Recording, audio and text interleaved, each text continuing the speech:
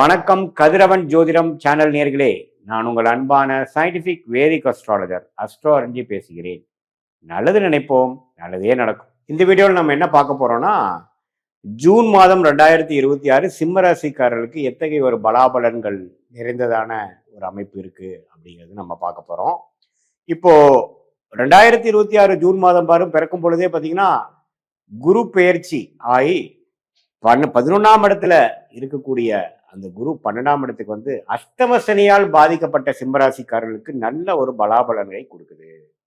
இதுவரை 8ஆம் இடத்துல சனி இருந்து எந்த ஒரு சுப பார்வை இல்லாமல் அஷ்டம சனியை கொடுத்து கொண்டிருந்த அந்த சனி குருவின் பார்வை பெறுகிறார் ஜூன் 2ஆம் தேதியிலிருந்து. அது வந்து ஒரு நல்ல சப்போர்ட்டாகவும் இதுவரை கொஞ்சம் மனம் சஞ்சலம் பட்டு கொண்டிருக்கக்கூடிய சிம்மராசிக்காரர்கள் இளம் வயதிலாக இருந்தாலும் சரி, முதியோர்களாக இருந்தாலும் சரி, நடுத்தர வயதினா இருந்தாலும் அவங்கவுங்க வாழ்க்கைக்கு ஏற்ற மாதிரி சில பிரச்சனைகள் போய்கொண்டிருக்கிறது. ஸோ அது எப்படி வந்து நம்மளுடைய இந்த குரு பயிற்சினால நல்ல ஒரு அமைப்பு வருதுங்கிறது தான் நம்ம தெரிஞ்சுக்கிறோம். ஏன்னா அந்த 8ஆம் இடத்துல இருக்கக்கூடிய சனி கொஞ்சம் குருவின் பார்வை பெற்று அவங்கவுங்களுக்கு வரக்கூடிய அமைப்புகள்லாம் சரியாகிற மாற, கொஞ்சம் தன்மை குறையிற மாற, வக்கரங்கள் குறையிற மாற, இன்டென்சிட்டி குறையிற மாதிரி அமைப்பை கொடுக்குது.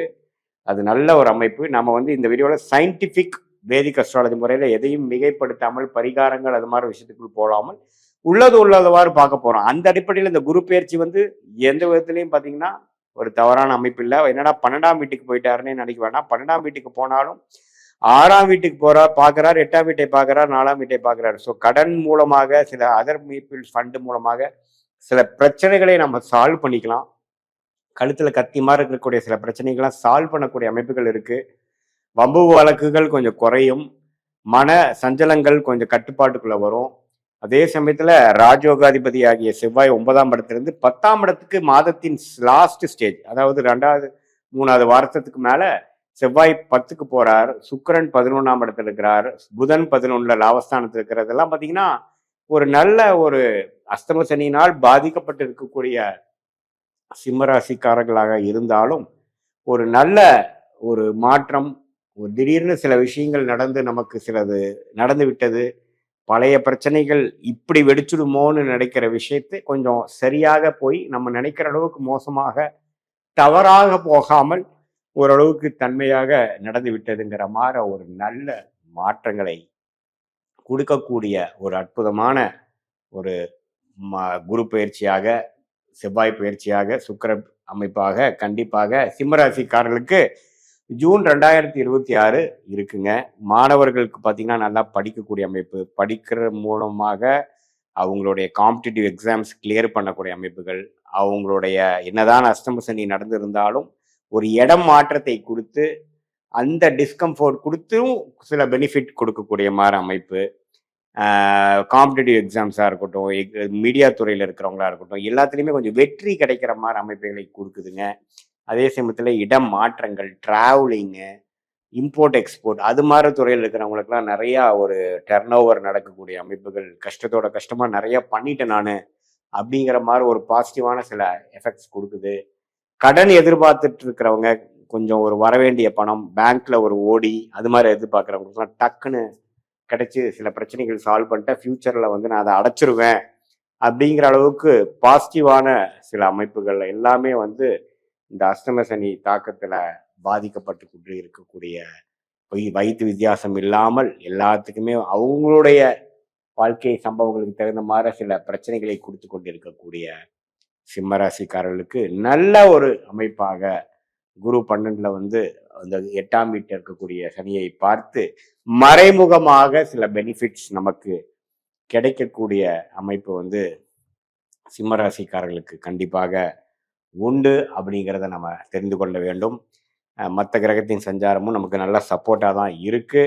இது பொதுவான பலனை தவிர உங்களுடைய ஜென்ம ஜாதகத்துல நீங்க பிறந்த தேதி, பிறந்த நேரம், பிறந்த ஊரை வைத்து வரக்கூடிய திருக்கணித பஞ்சாங்கம் போட்டு நீங்க எந்த லக்னத்துல பிறந்தீங்க, நீங்க சிம்மராசியில பூர நட்சத்திரமா, மக நட்சத்திரமா, உத்திர நட்சத்திரமா, எந்த நட்சத்திரத்துல நீங்க பிறந்திருக்கீங்கிறதெல்லாம் பார்த்து அந்த தசநாதன் புக்திநாதன் அந்த லக்னத்துக்கு எத்தகைய ஆதிபத்தியத்தை கொடுக்கக்கூடியவர், அவர் ஜாதகத்துல எப்படி திக்பலம் திருக்பலம் ஸ்தான பலத்தோட இருக்கிறாருங்கிறதெல்லாம் நம்ம பார்த்து ஒருங்கிணைத்து இப்ப சொல்லக்கூடிய அந்த கோச்சார் அமைப்பையும் சேர்த்து வைத்து நம்ம பார்க்கும் பொழுது நெக்ஸ்ட் வரக்கூடிய ஷார்ட் டேர்ம் எப்படி இருக்கு, அடுத்து வரக்கூடிய லாங் டேர்ம் எப்படி இருக்குங்கிறதெல்லாம் சேர்த்து வைத்து பார்க்கும் பொழுது அருமையான பலன்கள் நம்மளால எடுக்க முடியும்.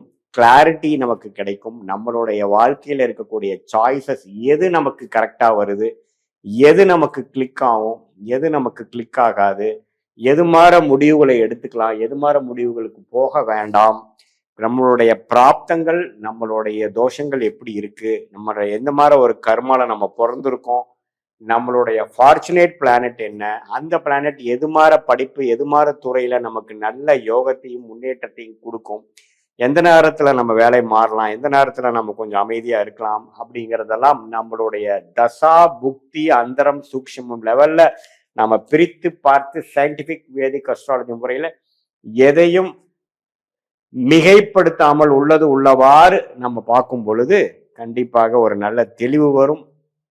அது மூலமாக வாழ்க்கையை நீங்க திட்டமிட்டு எதிர்நீச்சல் போடாமல் தேவையற்ற சமய விரயங்கள் பொருள் விரயங்கள் பண்ணாமல் நம்மளுடைய பிராப்தத்துக்கு நிகரான செயல் திட்டங்களை செய்து அதுக்கு தகுந்த மாதிரி நேரங்க சமயங்கள்ல நம்ம செய்யும் பொழுது நல்லாவே வாழ்க்கையில நம்மளுடைய சாய்ஸஸ் என்ன, நம்ம எது மாதிரி விஷயங்கள் நம்ம ட்ரை பண்றோம், அந்த விஷயங்கள் நமக்கு நல்லபடியாக கர்மாவில காத்து கொண்டு இருக்கிறதா, நமக்கு அது நல்ல விஷயமாக முடிகிற மாதிரி அமைப்பு இருக்கா, எந்த நேரத்தில் நம்ம செய்யலாம், எது நமக்கு உகந்ததுங்கிறதுல நம்ம பார்க்கும் பொழுது நம்மளுடைய பாஸ்ட் லைஃப் எப்படி போனதையும் நம்ம ஒரு சிங்க்குக்கு எடுத்து அது பிரகாரம் ப்ரெசன்ட்ல இப்போ எந்த மாதிரி சர்க்கம்ஸ்டன்ஸ்ல இருக்குங்கிறதையும் எடுத்து ஃபியூச்சர்ல எந்த மாதிரி விஷயங்கள் நம்ம காட்டிருக்குது, எதை நம்ம குழப்பிக்க வேண்டாம், எது எப்போ நடக்கும் அப்படிங்கிறது தெரிஞ்சுக்கிட்டோம்னா எப்படி நம்ம ஒரு இடத்துக்கு போகும்பொழுது நம்மளோட கூகுள் மேப்ல பார்த்து நம்மளுடைய லொக்கேஷன் என்ன, நம்மளோட ரூட் என்ன, எவ்வளோ கிலோமீட்டர்ஸ் இருக்கு, டிராஃபிக் எப்படி இருக்குதுங்கிற மாதிரி எல்லா டீட்டெயில்ஸும் பார்த்து போகும்பொழுது நம்ம ஒன்றுமே கிளாரிட்டியோட ஒரு மென்டல் ப்ரிப்பரேஷனோட போய் டெஸ்டினேஷன் அச்சீவ் பண்ணுறோமோ ரீச் பண்ணுறோமோ அதே மாதிரி நம்மளுடைய வாழ்க்கை டெஸ்டினேஷன் வாழ்க்கையில் இருக்கக்கூடிய அடுத்த படிநிலைக்கு நம்ம டிரான்ஸ்ஃபர் ஆகும் பொழுது எது மாதிரி வாழ்க்கை சம்பவங்கள் நமக்கு வருகிறது, எது மாதிரி விஷயங்கள் நமக்கு காத்திருக்கிறது, எந்த முடிவுகளை எப்போ எடுக்கலாம். ஏன்னா நம்ம 1000 வருஷம் வாழ போறது இல்லை. ஒரு தவறான முடிவுகளும் காஸ்ட்லியாக தான் இந்த வாரம் இருக்க போகுது. இப்போ இருக்கக்கூடிய பொருளாதார நிலைமையிலையும் இருக்கக்கூடிய பல சிக்கல்கள்லையும் ஒரு முடிவுகளும் கரெக்டாக எடுத்தாதான் வாழ்க்கையில பின்விளைவுகள் இல்லாமல் ஸ்மூதா போகக்கூடிய அமைப்புகள் இருக்கிறதுனால இந்த பரிகாரங்கள் மூட நம்பிக்கைகள் அது இதுன்னு சொல்லாம உள்ளது உள்ளவாறு ஒரு கிரகம் இப்படி இருக்கும் பொழுது நம்மளுடைய பாஸ்ட் லைஃப் எப்படி அமைஞ்சது, எந்த நேரத்துல நல்லா இருந்தோம், எந்த நேரத்துல நம்ம டெவலப் ஆகி வந்தோம், அதே மாதிரி இப்போ ஃபியூச்சர்லயும் இந்த தசையில எப்படி காட்டுது அப்படிங்கிறத உங்களுக்கே ஒரு மிரர் மாற ஒரு கண்ணாடி போல உங்க வாழ்க்கையை நீங்களே பார்த்து அதுக்கு தகுந்த மாதிரி ஒரு கன்ஃபியூஷன் இல்ல குறைச்சி கிளாரிட்டி எடுத்து நீங்கள் செயல்படும் பொழுது நீங்களும் குழம்பி அடுத்தவங்களையும் குழப்பாம ஒரு தெளிவான வாழ்க்கையை உங்களாலையும் வாழ முடியும். சயின்டிபிக் வேதிக் அஸ்ட்ராலஜி மூலமாக நீங்கள் வாழ்க்கையில் மேம்படலாம் என்பதை சொல்ல விரும்புகிறேன். மீண்டும் மற்றொரு காணொலியில் சந்திப்போம். நன்றி, வணக்கம்.